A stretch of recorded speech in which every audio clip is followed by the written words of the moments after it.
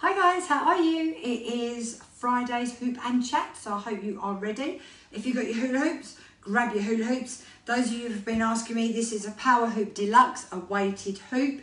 And if you want to get one, I've got us a discount code, woohoo! So give us a shout if you want that link. I'll give you the link to go to the site and the discount code that you put in at checkout. All right, let's give us a shout.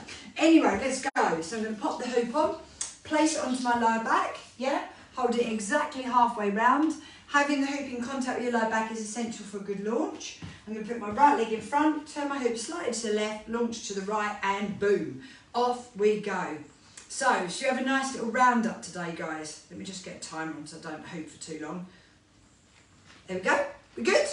Yeah? The porridge isn't cooking today, so you won't see me going, oh, God, no, the porridge is cooking. We're good. We're all good. Had that early this morning. Right, let's just discuss first hoop. I'm using a power hoop. If you look, I'm just pushing my hips gently forward and back. I'm not wiggling vigorously from side to side, yeah? I'm just gently pushing forward and back, forward and back, forward and back. My core muscles are engaged. How I do that is I imagine zipping up a tight, freshly washed pair of jeans so that my core muscles are drawn upwards, not just bracing around the centre because I don't want to be pushing down or bearing down on my pelvic floor, okay? So that's where I'm going with this. So my core muscles are engaged, my shoulders relaxed, I've got my right leg forward. Some people like to hoop right, have the left leg, it doesn't matter. Have a play around with it. You can even stand your legs next to each other, that tends to be a bit harder. And if you don't know what to do with your arms, just lightly place your hands on your shoulders, so your elbows out of the way. You're not going to get whacked in the elbow, and we're done. So, if you're new to hooping, you can get a bit hoop sore, just like when you first start riding the bike and you're saddle sore. So only hoop for a couple of minutes a day or every other day.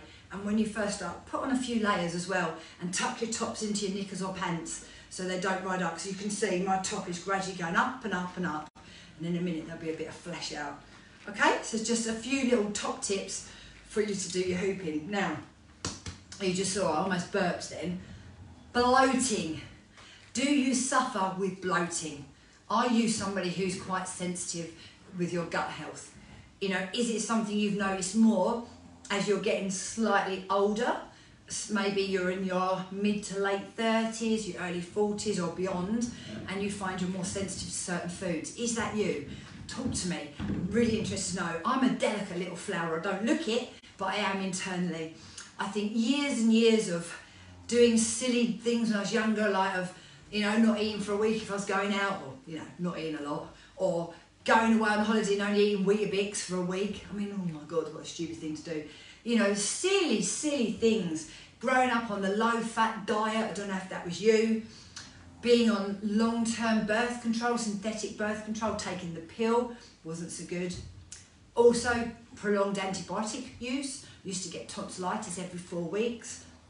Yeah, all those things go towards how your gut behaves and your gut health. So just some things to think about. So I've always been fairly sensitive towards like pastas, pizzas, bread, stuff like that, a bit, but definitely more so in, I'd say, the last, since probably about, actually, since I started being perimenopausal, thinking about it, so around about 34, 35. So when I was like in my 20s, early 30s, my favourite meal was tuna pasta bake.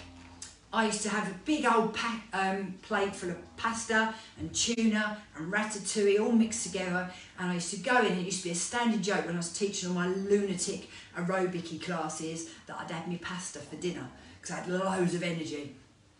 Now, I very, very rarely eat pasta, and if I do eat it, which is rare, I have a minimal amount. It just bloats my stomach out. I end up looking up 6 months pregnant. Pizza quite often has a similar effect. I don't eat that very often, so I have to be quite careful and eat that. Bread's not necessarily my friend, but sourdough is good.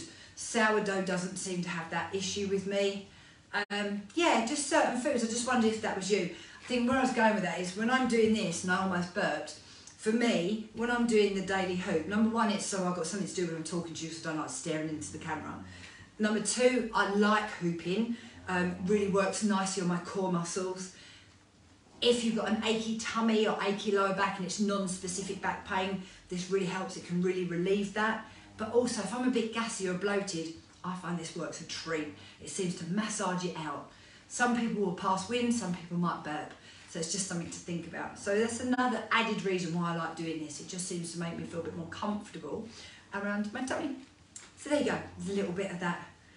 How long have we been going? Oh God, we've been going 4 minutes. I'm going to catch the hoop. You can let it drop by putting your legs together. If you let your hoop drop or it keeps dropping, don't try and catch it on your legs because you'll bruise them. Just put your legs together, let it drop, do a squat and pick it up, all right? Other side. Another top tip, you must always hoop both sides. It's no good just hooping one side, you'll end up bent over like a banana. Doesn't matter how hard it is, you will get better if you practice, I promise. So, how's your week been? Have you had a good week? Have you had a week well spent? Have you taken time for yourself? Have you done something that makes you happy? Have you managed to get your workouts in? Have you been doing the daily challenge with me? I hope you have. So it's the last day of March today. So it's the last day of the wraparound triceps. So what we did all through March was we had a base move that we did every single day to hopefully get better. And those of you who have been doing it regularly, or if you've been doing it every day, you're definitely going to get results. You should feel stronger. Your technique should have got better. Yeah. You might even be able to see a bit of definition in your arm. Let me know, really be interested to know. I think with me, the biggest thing that I find difficult is when people say, oh, it doesn't work, Emma, or oh, I can't see any results. And I'm like, well, you know you do have to do it. And I don't mean that to sound sarcastic at all. You've got to show up and do it. Whether it's the daily challenge, whether you know you're eating healthier, whether you're trying to exercise more often, you've got to actually do it to get the results.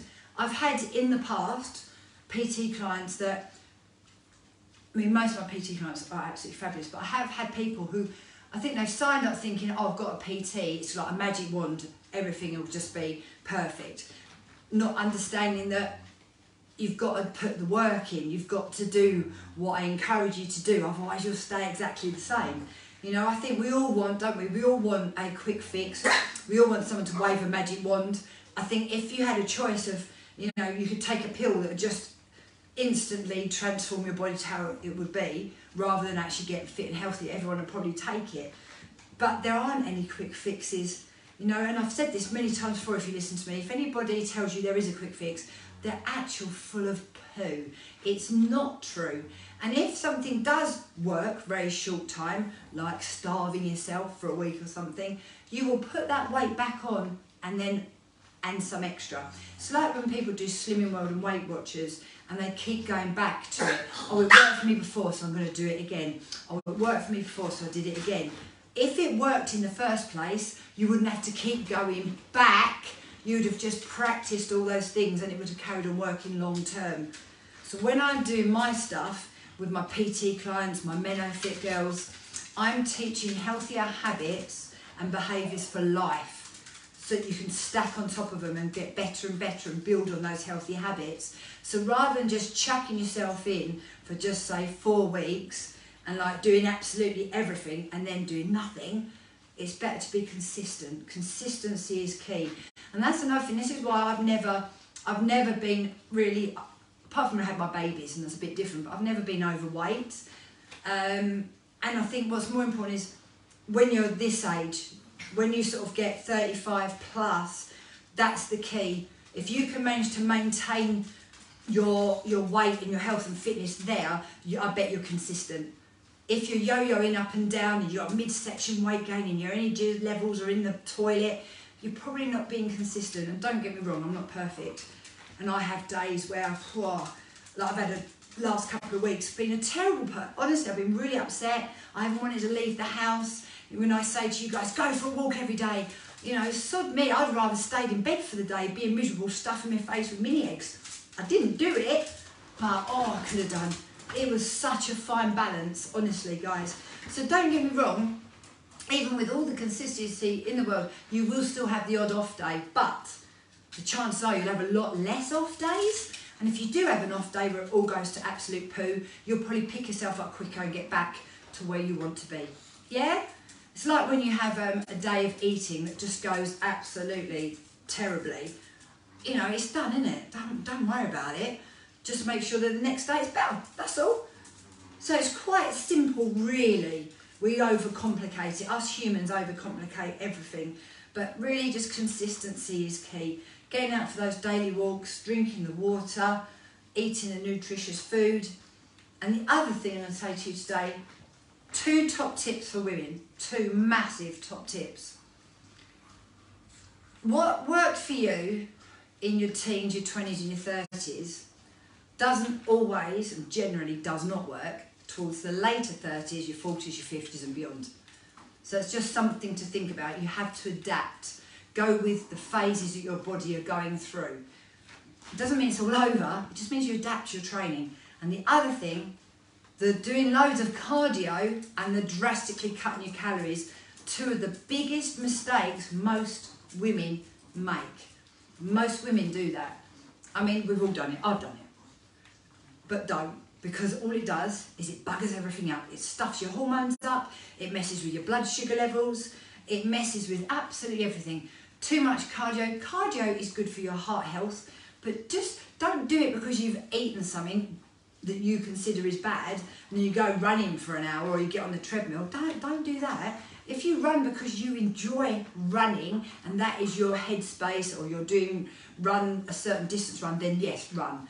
Other than that, there's a better way of getting that cardio in, a much more productive way that won't spike your blood sugar levels, that won't send your cortisol levels through the roof and add more stress and more midsection weight gain. There's a better way. So talk to me, I can help you, and do the daily challenge. So we've got a new one starting tomorrow now. I know it's the 1st of April. So am I going to be a prankster and do something really weird and see how many people do it? Or am I going to be truthful and just do the daily challenge? I haven't decided yet. We'll have to see. Right, that's it. I've got to stop. Been hooping for ages. Guys, thanks for watching. I hope you are good. Have a little check-in with me. Let me know how your week has gone. Let me know if you've been doing the daily challenge, and if you have, how's it going? How are you feeling? Are you feeling any different? How can you see any changes? Talk to me. If you want to start anew, I'm going to start with the April challenge. Give us a shout. I'll sort you out a link. Instacrew, there's a link up top in my bio. Just click on it. You can come and join. Facebookers, let me know. And those of you who joined me this week or requested the link to the free classes to help celebrate my 3rd online birthday, thank you, and I really hope you enjoyed them. So I'm going to say goodbye now, guys, and I'm going to jump over onto the daily challenge group. So Instacrew, thanks for watching. I'll see you soon. Bye. And my little Facebookers, let's have a look. Did anyone say anything? Let's have a look. I got a hi. Oh, hi from Puerto Rico. Hi from me here in the UK. It's wet and miserable today. Here, it's not that great. How is it in Puerto Rico? Is it nice? Is it hot? Is it night? Is it day? Tell me. So here, that clock's wrong. It's 10:21 a.m. here. So that's sort of mid-morning time. Anyway, guys, thanks for watching. Let me know if you've been doing the daily challenge with me, and I look forward to seeing you soon. Okay? Bye, guys. See ya.